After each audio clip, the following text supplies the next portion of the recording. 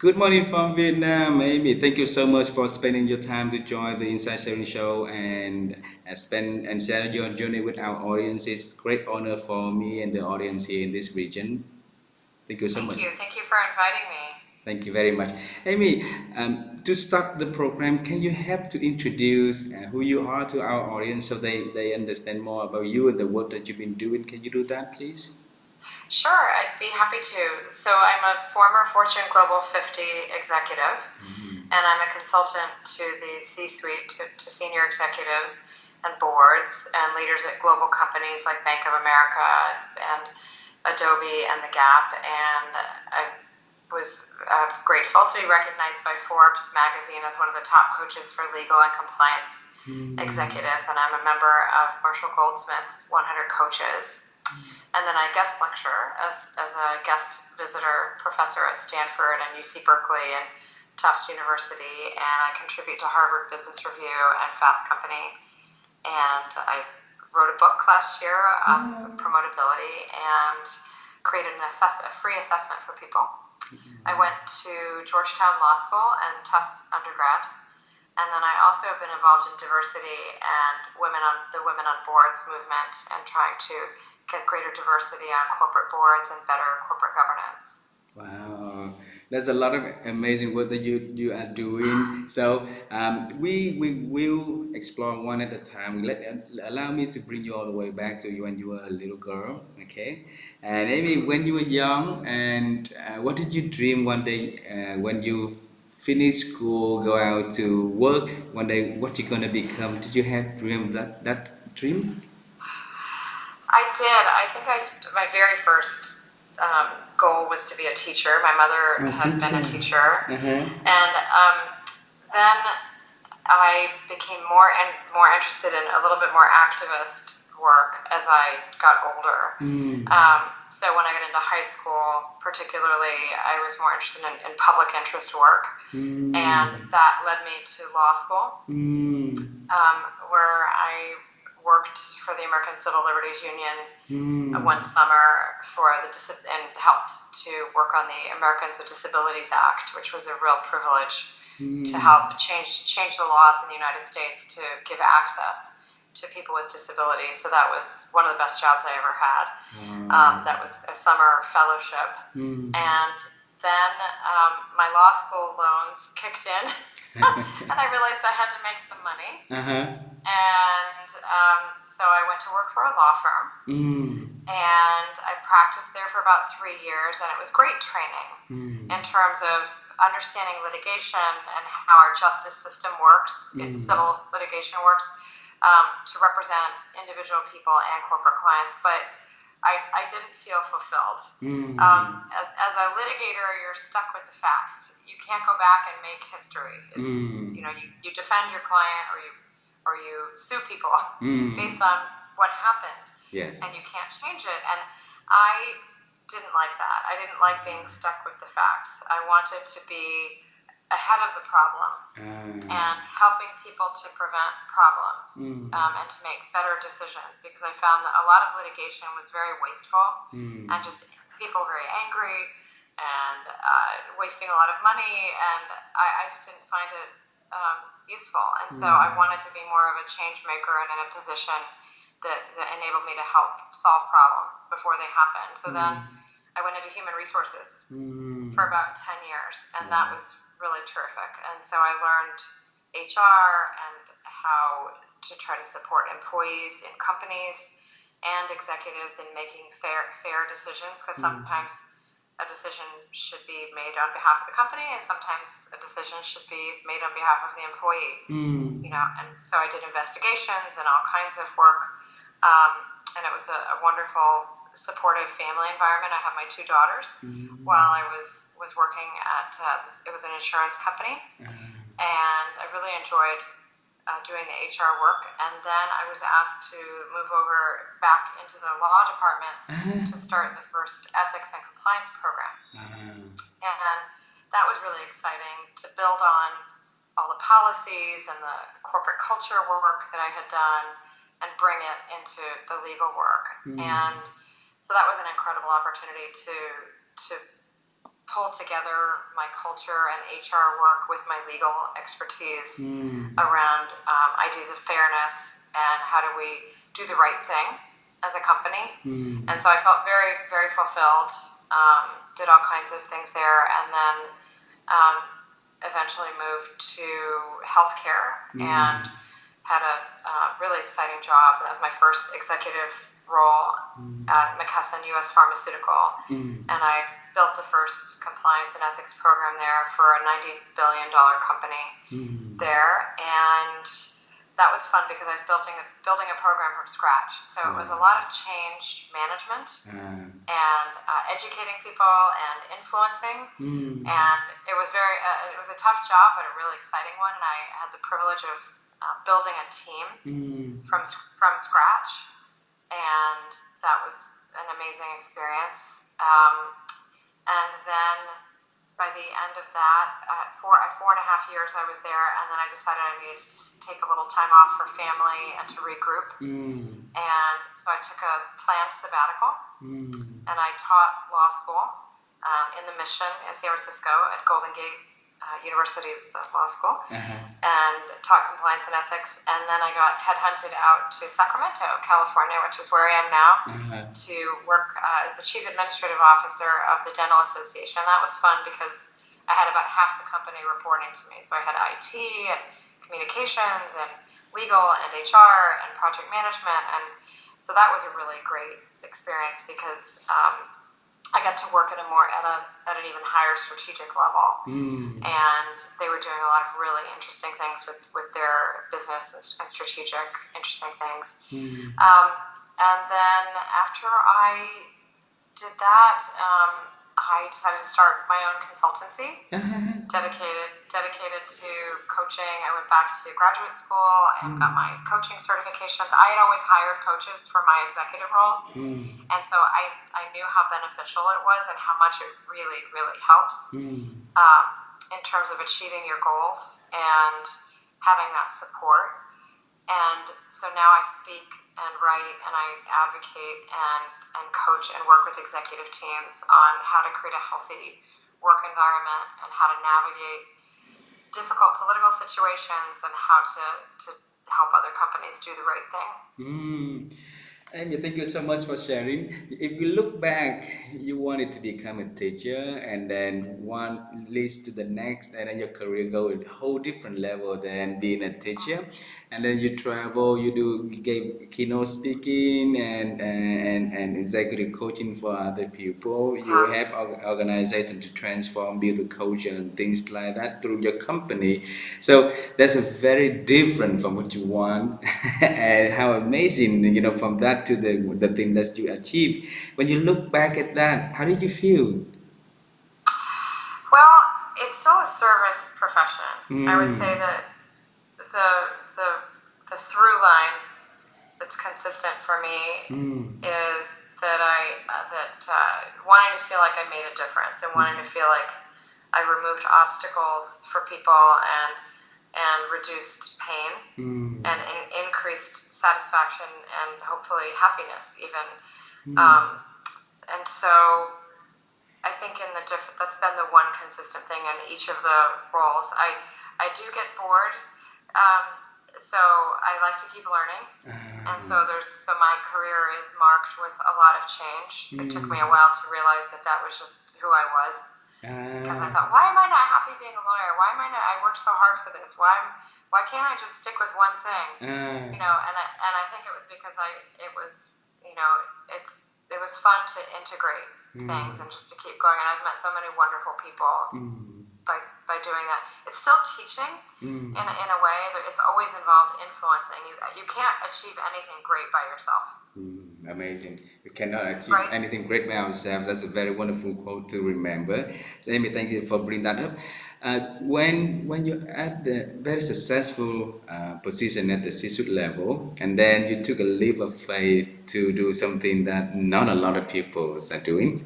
is starting your own organization, your own firm, and then that is one of the things that a lot of friends of mine who are very successful at a corporate also afraid of doing. And when they got to retirement age, I asked them what would be the regret points in their life. They say starting the old company. They always wanted to do that, but they for some reason they decided not to do, and it's always eating them from the inside. But Really? Okay. yeah, there's a lot. I can tell you there's a lot, not only in my Okay. country but in many countries that I have friends with. That's the main thing that burning desire that they didn't do, and they wish they if time change back they would follow that path to see how it goes. Okay. So in your case, what happened? Why did you decide to one day been very stable in organization, and then as a chief administrative officer, right? And then you stop everything, start in your own company. Well, there were a lot of reasons, but I think part of it was that I felt that I had already achieved everything I wanted to. And it isn't a straight path. It may sound very organized in the rearview mirror, but it's really more like this, you know. And I had a role, for example, I started my business, and then, I don't know, maybe a year into it, a CEO called me and said, hey, I need a head of HR, will you come in-house? And I thought, oh, I'm just getting my business going, but I got nervous. And I said, okay, sure. So I went and I did that for a few months, and then we both decided, yeah, and I did a bunch of work for them that I'm very happy with, but it was too small, and I had already seen the freedom, and it's a trade-off. Yes. Getting a regular paycheck is a big difference from the freedom. So you do have to have that grit and the stamina. It's not for everyone. It's so I can appreciate that. For some people, they might dream about it, but the reality is that I'm working just as much or more than I was when I was an executive. Someone asked me the other day, they're like, oh, you're working less. I'm like, no, I'm not working less. I'm working all the time. But it's what I want to work on. That's different. Yes. And I get to work for a variety of clients. Yes. And I'm home more for my daughters before they leave home. That was really one benefit of COVID was I was already working from home, and then suddenly all these people were here, and I said, what are you doing in my office? Because I've been used to I'm teasing, but I've been used to them being gone, and so we wound up really liking it. But the first month it was like I was used to such a quiet house because it's my office.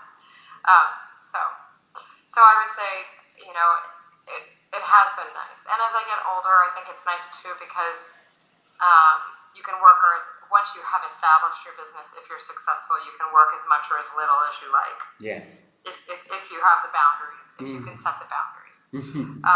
So I like that that flexibility, and and I can work from anywhere. Aside from, of course, when I'm on site for a client or a speech or speaking, that kind of thing. But yeah, it's been a real adventure. I think that's been the best thing is it feeds my desire to keep learning because there's so much special stuff you have to learn running your own business that you never had to learn when you're working for someone else. Wow, thank you. Amy, a lot of my audience are also executive working for large organizations, so it's best for them to know what business that you're offering through your company. So is that okay if you can introduce the service that you do for them? Oh, sure.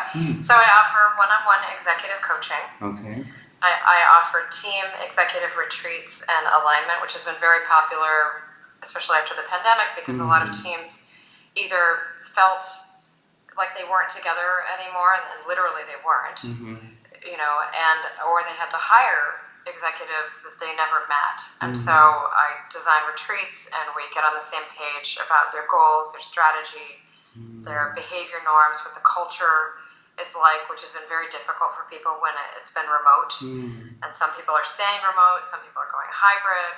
So how do you bring on a new executive that never knew what your culture was like and expect them to continue the tradition? That can be challenging, right? So I work on that. And then I do keynote speaking around promotability and around ethics and risk and corporate governance and creating healthy workplace cultures. Wow, thank you for sharing. Earlier today, that you mentioned when you was at executive level, you also hire executive executive coach to help you, and you definitely saw the benefit of having an executive coach, right? And coaching is not something new, but it's still new in certain markets in here, like let's say my country or the neighbor countries in here is pretty new.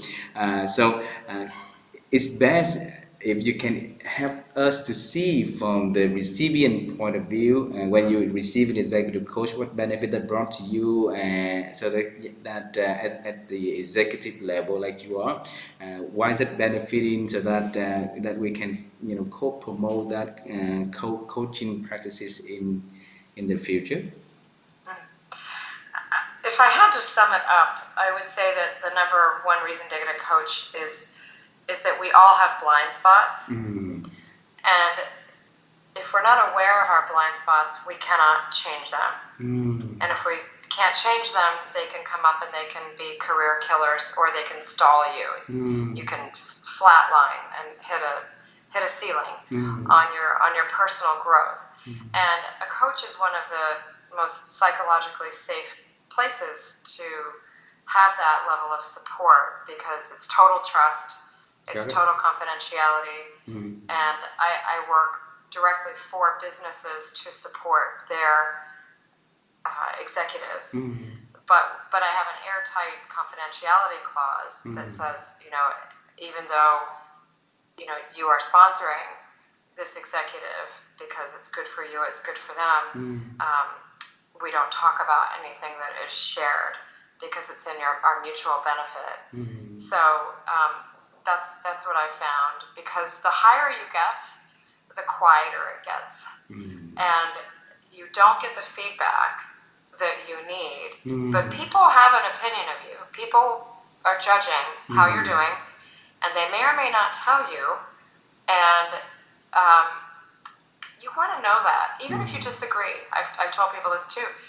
So I collect feedback, I do 360s for people, I do various assessments, and then we bring it together, and we say, okay, this is the perception. This may not be who you believe you are, but this is how you're showing up to other people. And maybe it's just one person, but maybe it's the most important person for your career. So, like your boss. So, or maybe it's a really important stakeholder. Or maybe you're great up, but you're not so good with your peers because you've been competing with them your whole life. Or maybe you're a great manager, but maybe you're not very good at managing up. So we figure all of that out and what the perceptions are, and then we decide, okay, what's authentic for you? What are your values? What are your motivators and preferences? And what would be a way to frame this issue that would be comfortable to work on? I have one client, for example, who is an incredible mentor. Her team loves her, and senior management was viewing her as giving too much power away, as giving too much to her direct reports, and so that she was invisible. A little bit of an exaggeration, but they really wanted, the CEO really wanted her to be out front, and so we had to balance her personal values, which is sharing the credit, being humble, with being more visible. And we found some ways to do that, just talking more in meetings. I see. Still giving credit and still being herself, and recognizing that if she didn't assert herself a little bit more, she was not going to be seen as the leader, even though behind the scenes she was the leader, but it wasn't visible. And in that culture, and every culture is different, that was important in that culture. And so I would say to people, you don't have to agree, but then it might not be the right culture for you, and that's another very important thing to figure out. Wow. Right? If it's an aggressive culture, and you have to be, sharp elbows is what some people call it. Not everyone's gonna fit in or be happy there. I wouldn't, for example, even though I've coached people in those cultures. And so that's some of what you can figure out in coaching as well. Wonderful, wonderful. Thank you for bringing that example up. That example was exactly like me, like my when I was 7 8 years back. I always try to avoid the spotlight and gave that my direct report the ability to jump in and run the shows. And one day my CEO back then for Asia Pacific, when we had a beer together, and he said, that is your blind spot, because even you need to make improvement in that area, because I want to see you more actively involved and going to the forefront and then leading the team and telling the team, instead of in the background and have the team take up the spotlights and stuff. So it was a painful period for me, because I always have the belief that it's best to have the team earn the credit, and that's so that there's a two different world has to merge into one. So that is a learning experience for me. And then he was kind enough to personally take his time to coach me on a monthly basis. And then Oh, that's very nice. yeah, so I call him a super boss, and I really love him. So thanks for bringing that back. I will send him a note saying thank you after this conversation. Oh, nice. That's great. That's a great But idea. Amy, you also mentioned a lot about the earlier when you mentioned about executive coaching. You talk about 360 feedbacks and everything, and that led me to an interesting thing is that you are the creator of Promotability Index, right? And the guy, and you also wrote a book about promotability. So, what is that promotability index, and why did you write why did you create that whole thing, though? That was really fun. One of the healthiest things you can do for your career is to focus on what you can control. There are things that we can't control, but there are things that we can control. And achieving an exceptional career really requires advanced planning and investing in yourself. And so the leadership tool that I first launched is an 82-question assessment. It's free. Anybody can take it. It's on my website. And it forms a self-assessment around 5 areas with all of the experience I have in HR, in hiring, firing, promoting, and investigating, and all the things that I saw in corporations. I work to reverse engineer promotions, and I found that there were 5 key elements to promotability, and it was self-awareness. External awareness, how do you show up to other people? We were just talking about that. Strategic thinking, thought leadership, and executive presence.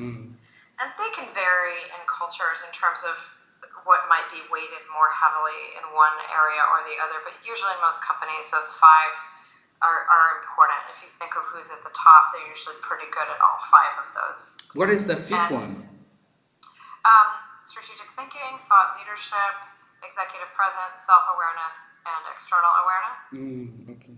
So those 5. And then once I launched the tool, the assessment, people said, well, this is great, but we would like more. Now I know what I need to work on. Can you help me work on it? And not everyone can afford coaching. I couldn't, when I was early in my career. So I wrote a guidebook. And the guidebook goes through it, and you can use it as a self-study, or you can use it with your team or your manager, which is even more powerful, is if you share your results with your leader and say, hey, this is how I graded myself, how would you grade me? And it can lead to a very powerful conversations around where they see you versus where you see you, and you can kind of line up. And then some companies, I have a couple of case studies on my website, some companies have adopted it because sometimes leaders have a hard time expressing what's missing. You mentioned a great example of your boss taking you aside and talking to you, and that's wonderful, but not everybody has a good skill set like that, right? And so this also gives people a language managers and leaders an objective language that they can use to talk to people that makes it a little less personal. And my goal was to take a lot of the fear out of, because no one likes to give people negative feedback. It's tough to give, it's tough to receive, but it's so important. It's easy to tell someone they're doing a great job, right? Yeah.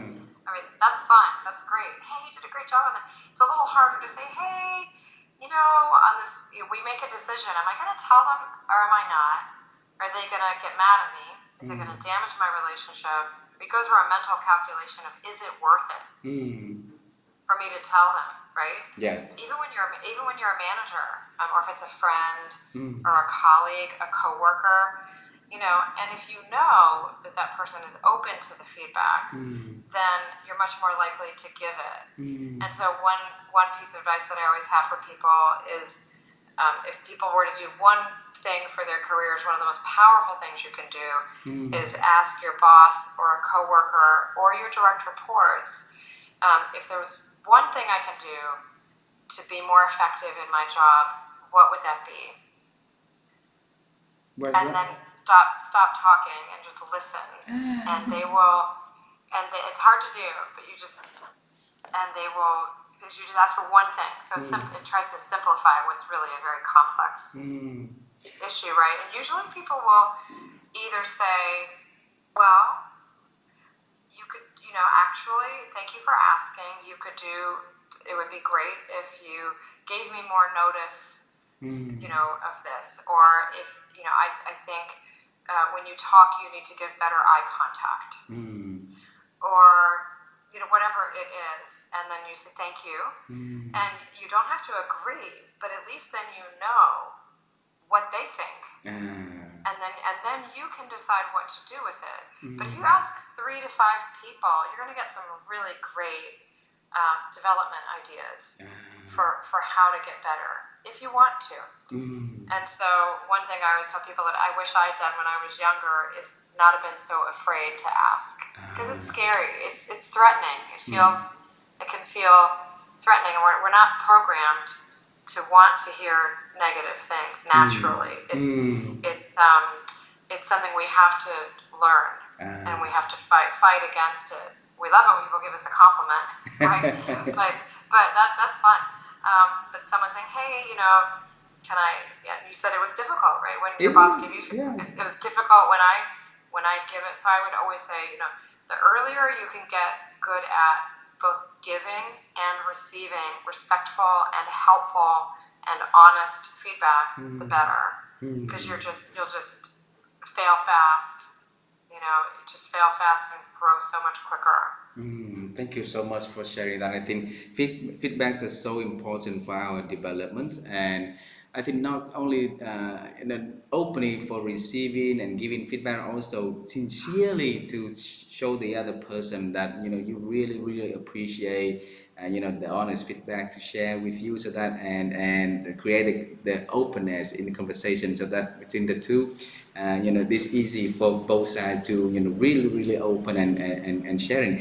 But I want to bring you back to the promotability index, because it's amazing to me. You have a very rich experience in varieties of roles that you've been responsible for, right? And and then out there's also a lot of assessments, a lot of 360 assessment also. Then being able to think through and reverse engineer everything back to create your own assessment that works using your experience and things like that. That's not easy. Okay, we have a lot of HR head out there. We have a lot of head of legal out there. But if speaking of head, and the person that be able to create the index like that, there's not a lot. And maybe very very few. You are one of them. So how did that whole process started? When did you find the need for developing something and developing that? Well, I use a lot of assessments myself as a coach, but they're not accessible to everyone, and you have to be certified.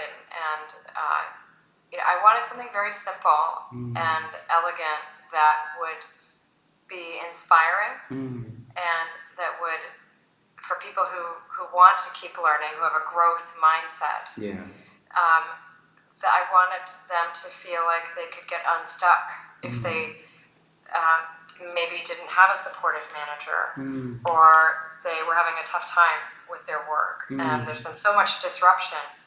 Of course, I couldn't have predicted that. I launched the index in January 2020, and then I did the book. I did create the book during COVID, but the assessment was right before, at least in the United States, it was right before January 2020 is when I launched it. So right before it really became obvious here that we had a big problem. So I didn't find anything out there that helped bring leaders and employees together for a conversation. And it's pretty flexible. You can use it on your own, but you can also use it with your team and with your manager. And so it incorporates everything that I wish I had known when I was starting out. And I hope that people usually who take it say, oh gosh, by just asking these questions, it gave me an awareness. Even by just looking at this question, I realized, oh, I should be thinking about this. So that I tried to integrate the questioning with the act of insight, so that people realize, oh, this is what senior management cares about. Because sometimes people don't know, depending on what stage of your career you're at. I wrote an article for Harvard Business Review last year called "Promotions Aren't Just About Your Skills; They're About Your Relationships."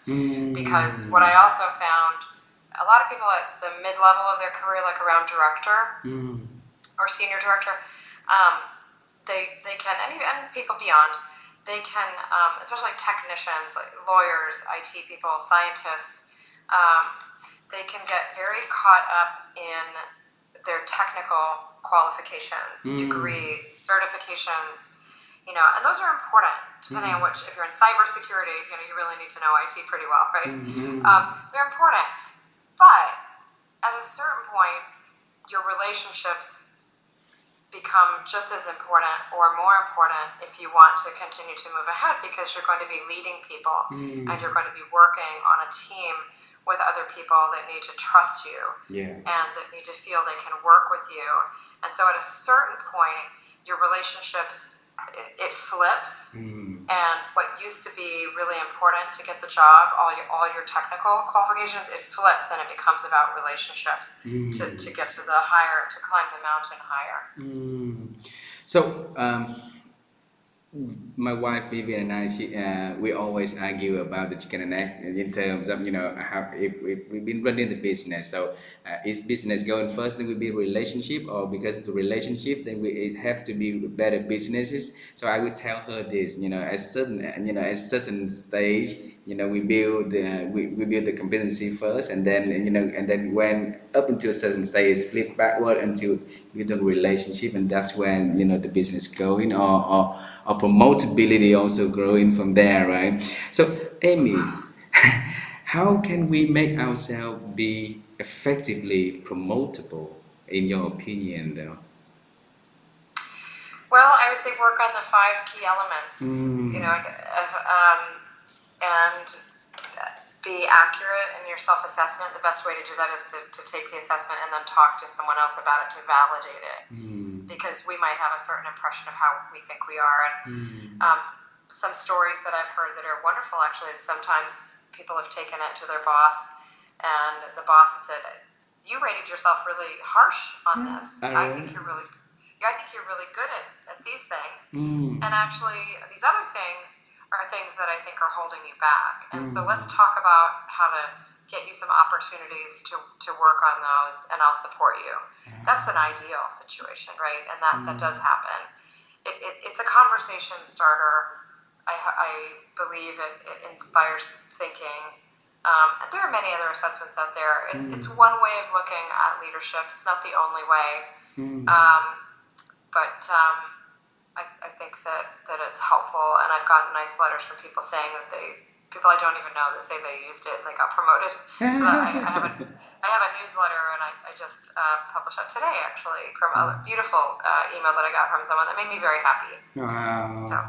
Well, definitely after our conversation today, I will take a look at the assessment, and then I will do the assessment myself. I will bring it to I look forward to somebody your that I thoughts. know of to ask for You bring their it to your opinion. wife. Yep, my wife, absolutely. I say somebody, we mean my wife, and then another person that I think that his advice would be also benefiting for my ends, and then I will share that to my LinkedIn so that the people who are wondering what the like promotability score looks like, will be benefiting from experience it.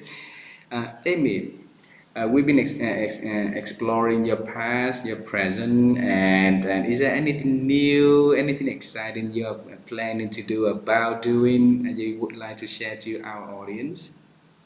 Oh, sure. I just launched a new keynote Oh. around delivering bad news, the art and skill of delivering bad news and reducing risk. So having healthy companies is very important to me because there's a lot.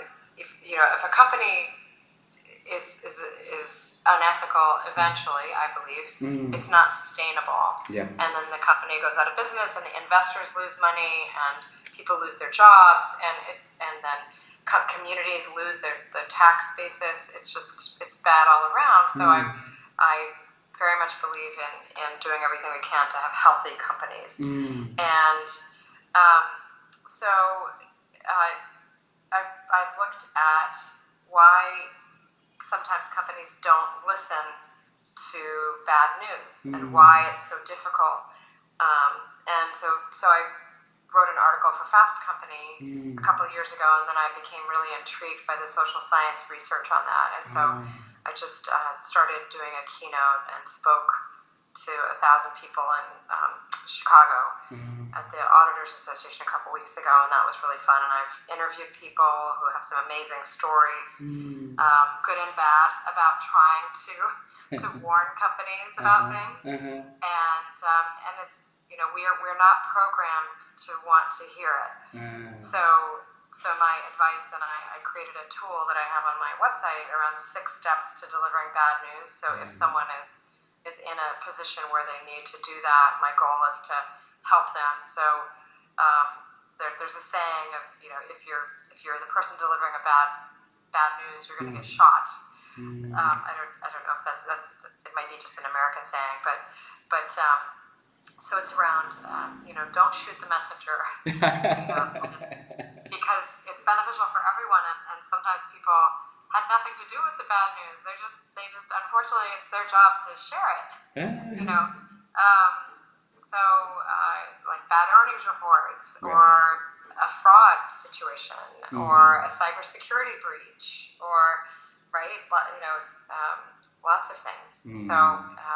So it's my goal to try to help those people because I have those roles, and it's not easy. Yeah. And you want people to know that you're doing it with the best of intention, and that you want to help and you want to help fix it. And so that's one new area that I've been researching and talking about since promotability. Wow.